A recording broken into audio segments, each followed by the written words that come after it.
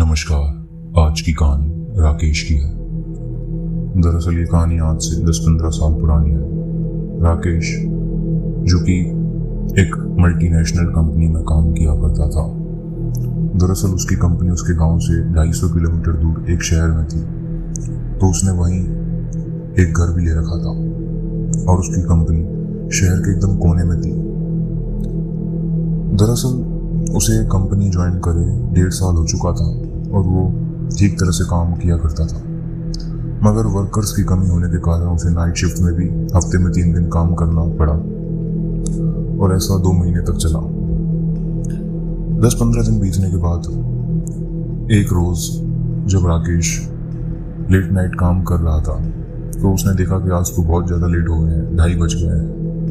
तो एक बार तो उसके मन में ख्याल आया कि वहीं पर सो जाता हूँ और सुबह उठकर यहीं से काम कर लूँगा, मगर फिर उसने सोचा कि कल तो संडे है, इसलिए आज चल ही लेता हूँ।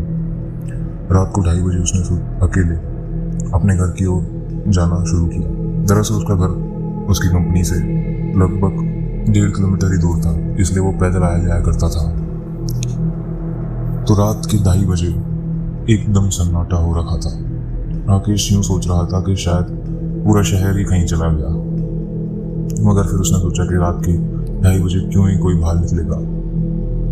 चलते चलते उसका घर नज़दीक आने वाला था और उसके घर और एमएनसी के बीच में एक बस स्टैंड भी पड़ता था।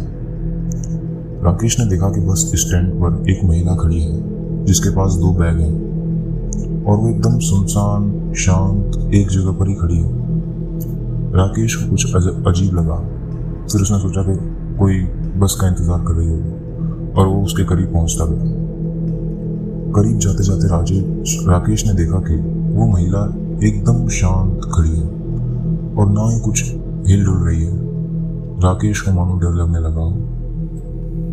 राकेश सोच रहा था कि मैं इससे कुछ बोलूं या नहीं। फिर उसे डर के मारे वो आगे चला गया और तेज तेज चलने लगा। अब पीछे मुड़कर जब राकेश ने देखा तो देखा कि वो महिला भी उसे देख रही है, बड़ी ही अजीब ढंग से।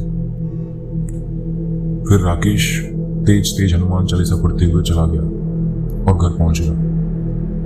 कैसे तैसे उसे नींद आई। फिर सुबह 2 दिन बाद जब अपनी एमएनसी गया तो उसने यही बात अपने दोस्त को बताई और उसके दोस्त ने रहस्यमय तरीके से कहा कि सच में उस दिन तू बच गया, क्योंकि वहां पर 2 साल पहले एक महिला की मौत हो गई थी जो कि एक बस से गांव जाने वाली थी और उसकी आत्मा आज भी वहां पर घूमती है रात को और बस का इंतजार करती है।